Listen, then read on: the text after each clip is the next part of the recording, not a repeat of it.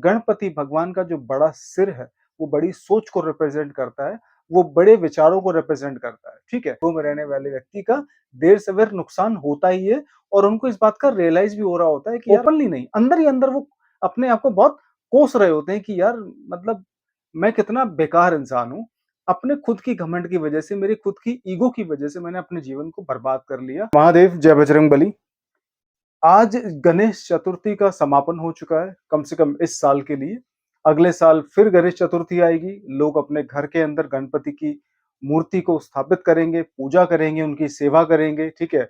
उनके सामने अपनी इच्छाओं को रखेंगे, अपने दुखों को कम करने के लिए भगवान गणेश जी के आगे लोग प्रार्थना करेंगे, ठीक है? जो भी उनके जीवन में घट रहा होता है अच्छा-बुरा, सारा लोग गणपति जी के सामने रख देते हैं और गणपति जी से लोग प्रार्थना करते हैं कि जीवन में सिद्धि आए, जीवन के अंदर तरक्की हो, जीवन के अंदर ज्ञान की वृद्धि हो, जीवन के अंदर हिम्मत बंधी रहे। तो जैसा जिसका दिल करता है, जैसी जिसकी श्रद्धा होती है, जैसी जिसकी भक्ति होती है, भावना होती है, वो गणपति जी के आगे रखते हैं। और ये जो पर्व था, ये था इसका भक्ति रूप, जो मैंने आपको बताया अभी कि लोग कुछ दिन पहले गणपति जी को घर में स्थापित करते हैं, पूजा करते हैं, सेवा करते हैं और फिर गणेश चतुर्थी वाले दिन उनको जल में विलीन कर दिया जाता है, उनको जल के अंदर मतलब बहा दिया जाता है, ठीक है? तो ये तो था एक भक्ति का रूप जो मैंने आपको अभी बिल्कुल 2 शब्दों में बताने की कोशिश करी, ठीक है? लेकिन इसका एक आध्यात्मिक रूप भी है जो शायद आपको मुझे लगता है कि किसी ने शायद ही बताया होगा, तो मैं आपको बताने जा रहा हूँ कि भक्ति के अलावा गणेश भगवान को, गणपति को, जिनको हम विघ्नहर्ता भी कहते हैं, ठीक है? उनका आध्यात्मिक रूप कहता है और आध्यात्मिक कुछ बातें उनसे क्या सीखी जा सकती है, ठीक है? लोग जो सीखने वाले होते हैं, वो किसी से भी सीख लेते हैं, ठीक है? और गणेश चतुर्थी मनाना हमारी संस्कृति का एक बहुत बड़ा हिस्सा है और हमारी संस्कृति जीवन को जीना सिखाती है और जीवन को वही व्यक्ति जी सकता है जो जीवन को समझ चुका हो। जो व्यक्ति जीवन को नहीं जानता, वो जीवन को जी नहीं सकता, वो जीवन को सेलिब्रेट नहीं कर सकता। और संस्कृति हमारी ऐसी है, सनातन संस्कृति ऐसी है कि हर महीने कोई ना कोई त्योहार ऐसा आता है, जो हमारी संस्कृति से जुड़ा होता है, जो हमारे सनातन धर्म से जुड़ा होता है और हमें बहुत ही गर्व होता है अपने धर्म के ऐसे छोटे-बड़े जितने भी जो आते हैं त्योहार उनको मनाते वक़्त, ठीक है? अब बात करते हैं कि गणपति जी, जो दिखने में बड़े मतलब बड़े लोगों के मन में सवाल आता है जो खासकर सनातन धर्म को नहीं जानते, सनातन धर्म के नहीं हैं, ठीक है? तो उनके मन में ख़्याल आता है कि भई गणपति भगवान की बड़ी-सी मतलब उनका चेहरा है, ठीक है? लंबा-सा उनका सूंड है, बड़े-बड़े उनके कान हैं, तो मतलब इससे अध्यात्म के बारे में क्या संदेश मिलता है, ठीक है? सबसे पहली चीज़ मैं बताता हूँ आपको गणेश भगवान के जो उनका सिर है, उनका बड़ा जो सिर है वो बड़ी सोच को रिप्रेज़ेंट करता है, ठीक है? अपनी छोटी सोच में जो भी लोग जीते हैं, अपनी छोटी सोच के कारण जो भी लोग परेशान हैं और वो घर के अंदर गणपति जी की मूर्ति स्थापित करके उनको मतलब जल प्रवाह, जल विलीन करके आते हैं, तो कम से कम उनको जल विलीन करने से पहले, उनको जल में बहाने से पहले एक चीज़ ज़रूर सीख लें, गणपति भगवान का जो बड़ा सिर है, वो बड़ी सोच को रिप्रेज़ेंट करता है, वो बड़े विचारों को रिप्रेज़ेंट करता है, ठीक है? तो जब आप गणपति जी का विसर्जन कर रहे हो किसी भी नदी के अंदर, पवित्र नदी में, तो अपनी छोटी सोच को भी गणपति भगवान के साथ बहा देना। ठीक है? दूसरा पॉइंट, उनके कान बहुत बड़े हैं। मतलब कोई भी व्यक्ति देखेगा जो सनातन संस्कृति का हिस्सा नहीं है, तो बोलेगा उनके कान बहुत बड़े हैं। तो उन लोगों को मैं समझाना चाहूँगा, बड़े कानों का मतलब है खासकर गणपति जी के जो बड़े कान हैं, उन बड़े कानों का एक छोटा-सा कारण ये है, एक छोटी-सी सीख ये है कि आप सुनो ज़्यादा और बोलो कम। ठीक है? एक तो होता है कि मतलब भगवान ने सबको 2 कान दिए हैं, 1 ज़ुबान दी है। तो ये तो ऑटोमैटिकली एक बात बन के आती है कि भई आप ज़्यादा सुनो।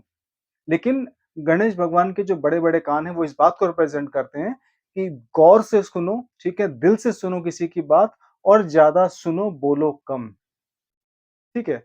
तीसरी बात आपको मैं बताता हूँ, गणपति भगवान का जो लंबा सूंड है, ठीक है? जो लंबा उनका जो सूंड है, जो एक्चुअल में उनको गणपति कहलवाता है, उसका कारण है, उसका मतलब वो जिस चीज़ को दर्शाते हैं, वो होती है फ्लेक्सिबिलिटी। बहुत सारे लोग अपने जीवन में फ्लेक्सिबल है ही नहीं।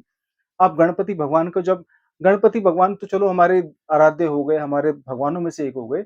आप कभी अगर गजराज को जिनको हिंदी में गजराज कहते हैं और मतलब लोकल भाषा में जिनको हाथी कहा जाता है, तो आप उनको कभी जंगल में देखोगे तो आप देखोगे उनकी सूंड जो बहुत फ्लेक्सिबल होती है। उनका जो ट्रंक होता है बहुत फ्लेक्सिबल होता है। तो गणेश भगवान जी का ये जो ये जो सूंड है, ठीक है?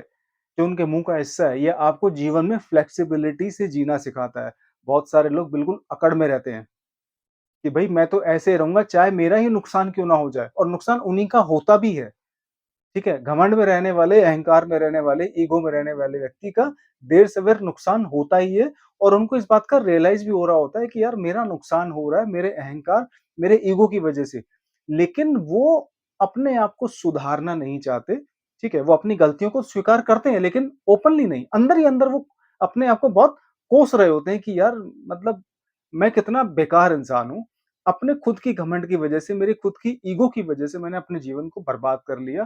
ठीक है, मैंने अपने जीवन में से अच्छे लोगों को खो दिया, मैंने कभी अच्छी आदत बनाने की कोशिश नहीं करी, मैंने कभी अच्छी तरह किसी चीज़ पे फ़ोकस नहीं करा, ठीक है? तो ये है फ्लेक्सिबल होने का तरीका जो भगवान गणेश का जो सूंड है वो हमें सिखाता है। एक और बात मैं आपको बता दूँ भगवान गणेश जी की, वैसे तो उनकी दृष्टि ख़ैर पूरे संसार पे है, ठीक है? लेकिन उनकी छोटी-छोटी आँखें हैं। ठीक है। कभी आप गौर से देखना छोटी आँखें जिस व्यक्ति की होती है, उसकी कंसंट्रेशन पावर बहुत स्ट्रॉन्ग होती है। उनकी जो कंसंट्रेट करने की जो मतलब जो एनर्जी होती है वो बहुत ज़्यादा फोकस्ड और बहुत ही ज़्यादा पॉइंटेड होती है। आप कभी शेर की आँखों में डाल के देखना, चाहे टीवी के ऊपर ही आप नोटिस करके देख लेना, ठीक है? शेर हो गया, चीता हो गया, ठीक है?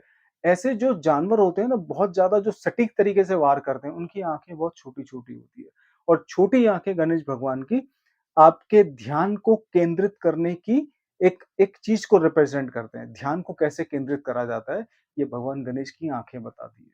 और छोटी आँखों वाले चाहे कोई भी जीव हो, वो आपको बहुत ज़्यादा कॉन्सन्ट्रेटेड मिलेंगे, वो बहुत ज़्यादा फ़ोकस्ड मिलेंगे, ठीक है? वो किसी एक पर्टिकुलर चीज़ पे काम करेंगे। तो ये 4 जो 3-4 चीज़ें मैंने बताई हैं आपको गणेश भगवान की, उसमें से सबसे इम्पोर्टेंट चीज़ ये मैं बताने वाला हूँ, ठीक है? इस दुनिया में गणेश भगवान ने हमारे को जो सिखाया है, हालाँकि वो तो ज्ञानों के मतलब ज्ञानी हैं, ठीक है? उनके तो मतलब बुद्धि के अंदर संसार का पूरा विज्ञान और ज्ञान भरा हुआ है, ठीक है? लेकिन एक चीज़ वो बहुत सिंपल तरीके से समझाने की कोशिश करते हैं। आपने जिस गणेश की मूर्ति को, जिस गणेश भगवान को आपने अपने घर के अंदर प्यार किया, स्थापित किया, जगह दी, ठीक है? आपने अपने दिल में भगवान को जगह दी, और उसी भगवान को आपने आखिर में नदी में बहा दिया, उसी भगवान को आपने आखिर में जल में विलीन कर दिया। इससे सिंपल सी एक चीज़ समझ आती है, समझने वाले समझ लेंगे, जो मूर्ख हैं वो सदा मूर्ख रहेंगे। एक चीज़ समझ आती है और वो ये है कि इस दुनिया में कोई भी चीज़ स्थायी या परमानेंट नहीं है। जैसे आप गणेश भगवान को छोड़ के आए हो, आपको सारी वो बुरी चीज़ें, अच्छी-बुरी, अपना-पराया सब यहीं छोड़ना पड़ेगा। हम तो अग्नि में जाएँगे क्योंकि गणेश भगवान को तुमने जल में विसर्जित किया है ना, जल में उनको बहा दिया, ठीक है? आपकी इच्छाएँ, आपका शरीर, आपका जीने का ढंग और आपका नाम और आपकी लेगेसी, यहाँ तक कि आपकी परंपरा या फिर आपकी विरासत सारी की सारी यहाँ धरी रह जाएगी। सिर्फ़ आप अकेले जाओगे अपने कर्मों के साथ। तो भगवान गणेश हमें यही सिखाते हैं, चाहे कितना ही प्यारा क्यों ना हो, चाहे कितना ही करीबी क्यों ना हो, चाहे कितना ही हमारा इम्पोर्टेंट चीज़ क्यों ना हो, हमें उसे एक दिन छोड़ना पड़ेगा। हर हर महादेव, जय बजरंगबली।